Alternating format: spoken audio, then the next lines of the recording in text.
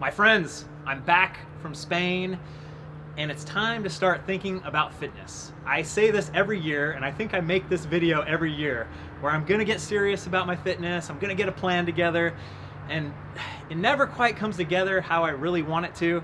But this year, actually 2019, I made some really good gains in my fitness, and basically just by showing up and going to CrossFit as much as I possibly could, I made a lot of good gains in fitness and bike skill too. And it's just by doing it over and over again. So I got home, I was gonna make a plan, I was gonna kind of do this all on my own, but I actually, out of the blue, got a text from Derek from Dialed Health here in Granite Bay about, hey man, you wanna get a plan together? You wanna work together? I've been hearing about Derek, he's been coaching cyclists, he's a really strong enduro racer, he's been doing the personal training thing for quite a few years, and he finally found his niche: strength training for cyclists. So when we think about typical training during the winter, it's sitting on the trainer with the fan going and just pedaling your butt off, right? Why do we need this gym component to our training? Yeah, and a fan, that's like luxury, man. I hope you have a fan. And you should be pedaling through the off season quite a bit. But you want to add the strength component because, for one, there are proven studies that show that just leg training in the gym will help your pedaling power even toward the end of a ride.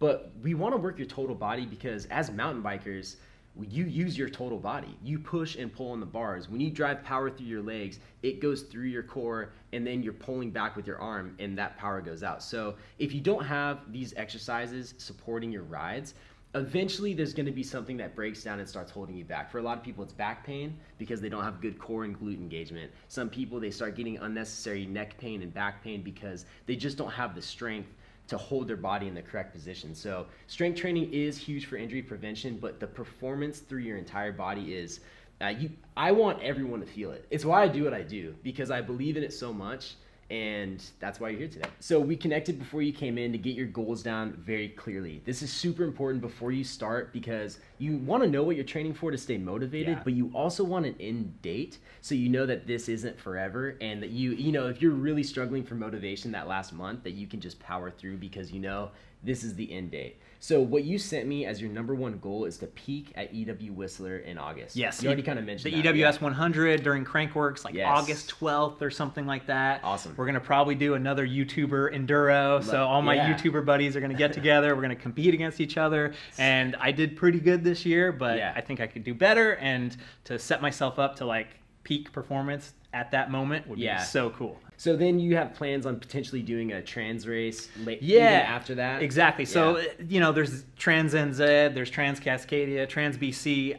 Those are the types of events that I want to push myself in. Nice. From now on. I did BC bike race this year. I'm retired from XC racing. I want to do multi-day, big, long enduro events. So hopefully I can get into one of those events this year and kind of really test myself. Incredible. Okay, so you peak for EWS Whistler in August. You stay at a heightened level of performance throughout the rest of summer. I think that's pretty reasonable, especially with a good off week post EWS Whistler.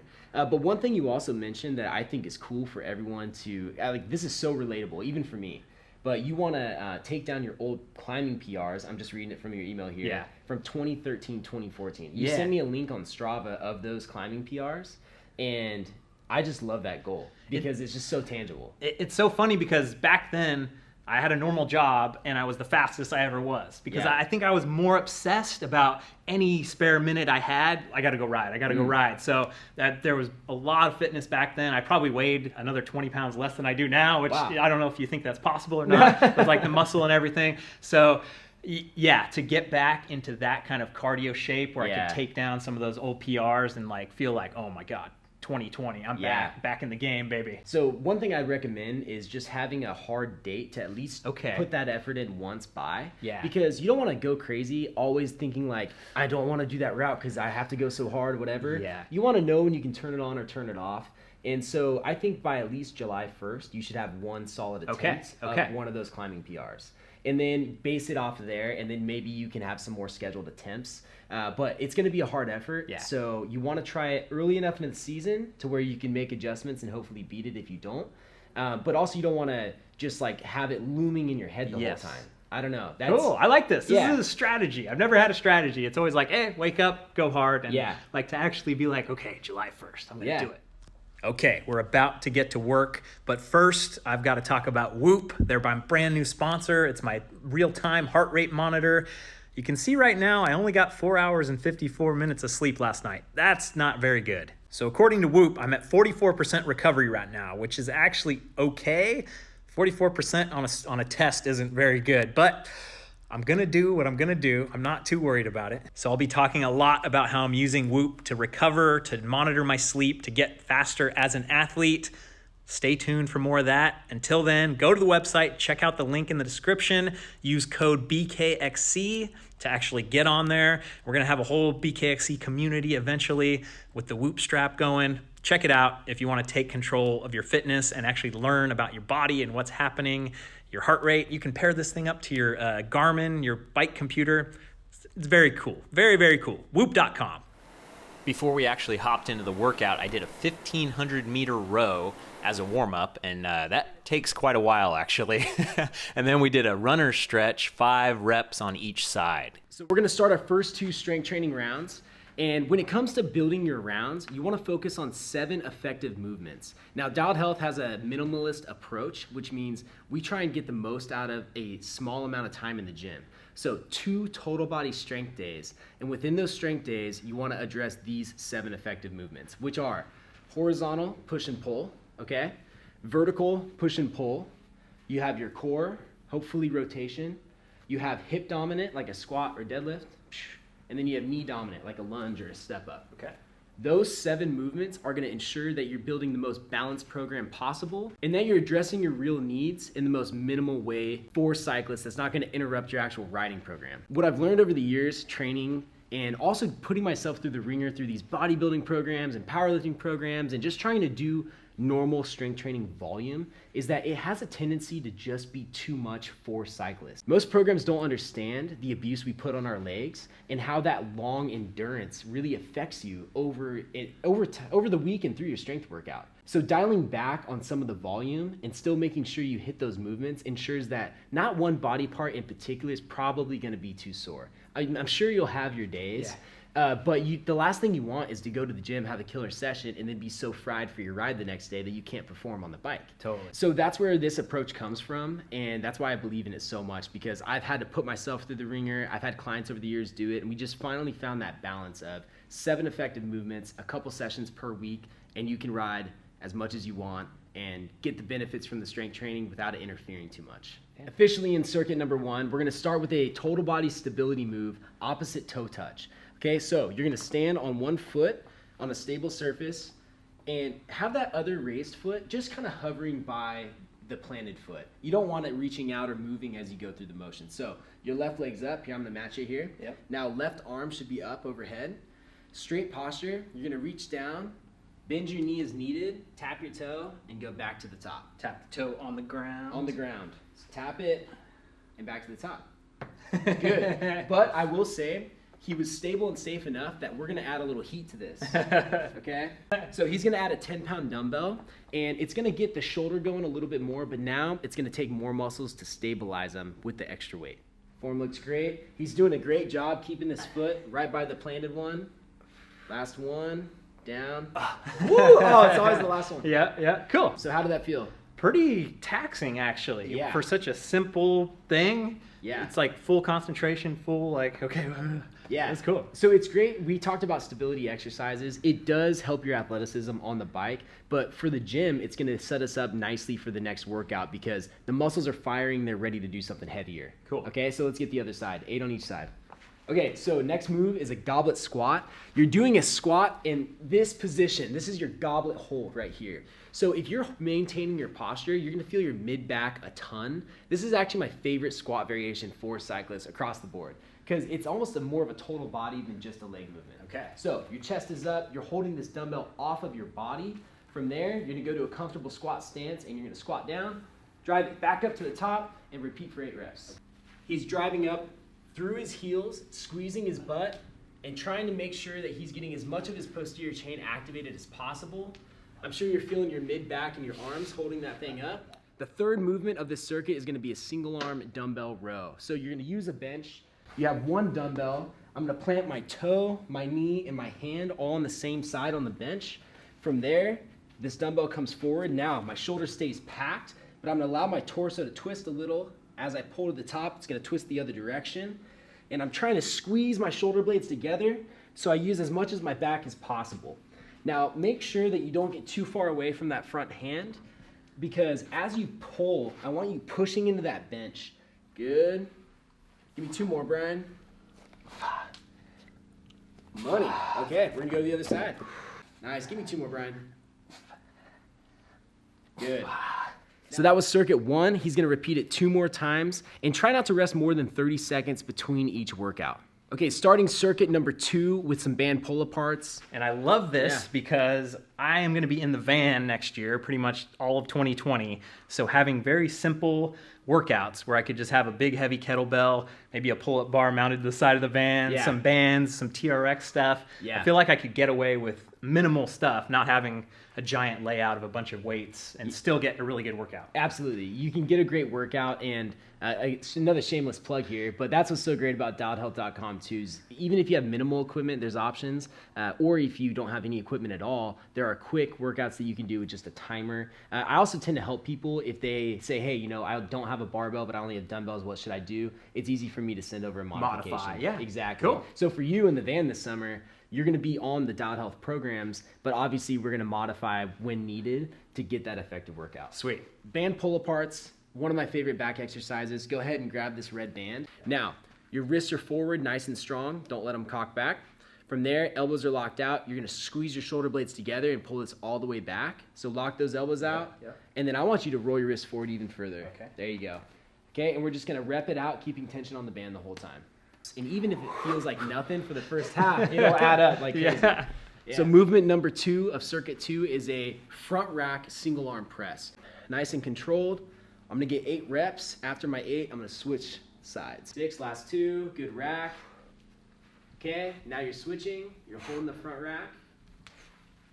Let's bring this back out just a little bit. There you go. There you go. Good, set them down. Beautiful. Last move of the second circuit is a side plank reach through. This is a Dialed Health favorite right here. I love this one. So you're gonna start in a side plank, and we have a few options for the foot position. So you can either have your legs stacked. That's the most unstable. It's kind of what you're working toward.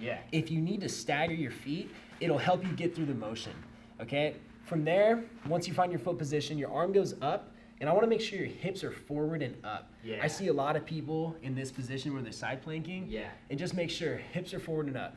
From here, you're gonna round that arm like you're hugging around yourself, past the hand through your torso, and then back to the top. That's gonna rip up your obliques a ton. Also work your shoulder and hip mobility, okay? So let's try 8 out on each side. Good, now slow it down just a little, and I want you to reach a little further with your arm. There you go. So Brian is totally making this look easy. He's doing a great job. So of course, we're gonna make it harder, okay? Go ahead and add this 10-pound dumbbell to the top hand. There we go, so round it, punch it through, back to the top. Okay, I heard some popping in there. So let's get 8 on the other side. And relax. Woo. That's it. Nice work, dude. Cool. Dude, first off, congrats on getting through the entire workout. But we're not done quite yet. We have the stretch to do. Okay, so I would say this is as important. For most people, this is more important than even another round through the circuit. So make time for it. As soon as you're done with your session, you just worked your upper body. So we're going to start with your lower body, let the blood come out, and then we'll stretch with your upper body. So we have a nice sequence for you. It's going to hit 3 of the most important areas for cyclists. We're going to start with our hip flexors. So you're going to straighten out your body. I like your hand on your knees, good. Now you want to stretch your right hip flexor by squeezing your glute on this side and driving your hip forward. Okay, so we're going to hold it. Ideally, you would hold it 60 to 90 seconds, but 30 seconds is the real minimum. I do understand, like, you know, we can't be at the gym all day. So just make sure you have at least 30 seconds on each side. So once you're done stretching your hip flexor, we're gonna go straight into a hamstring stretch on the front leg. So yeah, front leg out. Now, both hands should be on the ground, and you wanna twist your hips forward. So I understand a lot of people are gonna have a bent leg like this. You want your fingertips on the ground to stabilize. The last thing you want to focus on is trying to stabilize and not really stretching your hamstring well. So hands on the ground, twist your hips forward, straighten the leg if you can. If you need to bend a little bit, totally understandable, okay? You're gonna have 30 seconds here. Good, now when you come out of that, go forward by bending your knee, kind of get some stability through your hands, and we're gonna go to a pigeon stretch. So leg goes across your body, It's a yoga position. Back leg is gonna reach back. And the goal now is to stretch your glute on the outside, okay? So hands are on the ground, leg is back, and what I want you to do is just twist your hips over your leg like this. Yeah. Can you twist that direction? Yeah.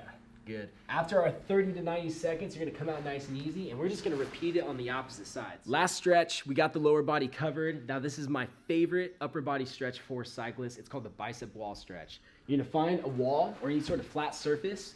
You're gonna put your hand about shoulder height, and you're gonna externally rotate your palm so that your fingers point toward the ground. Now from there, you push your palm against the wall. You're probably gonna feel the stretch through your forearm already, but where the magic really happens is when you turn. You start turning away from the wall, and you feel it go all the way from your fingertips, up your forearm, through your bicep, into your shoulder, into your chest. All muscles that are overused a ton when you ride, so this is just magical. Let's get the face, baby. Yeah, buddy. I feel it. So you just finished up one complete workout. That'd be one workout of the 2 you need to do per week. Yes. And so in that workout, what we addressed are horizontal pull, vertical push, core, and then hip dominant. So what you'd want to do in your next workout is cover the other areas, which is horizontal push, vertical pull, and then a knee dominant, and probably a core. I would say having a core twice a week is the one thing you'd want to repeat if you were going to repeat a movement. And this is where dialhealth.com comes in such handy. This is the official plug of the episode, but going there allows you to actually find full programs with everything written out for you, not just like this for a week, but up to 4 months of programming that's periodized and allows you to peak at a certain time. So once you go on your trip this summer, we're going to be having you on the programs and making sure we modify movements if needed for you to do it all from your van. Yeah, that's going to be great. My plan right now is to still be doing my local CrossFit for the next couple months, and then once I set out in the van,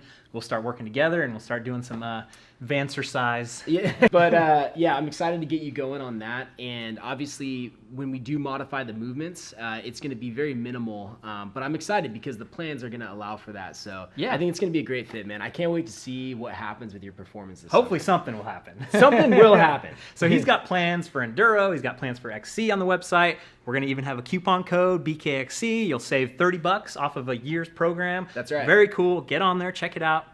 All right, here we go. Thanks for watching, you guys. I'll see you on the trail.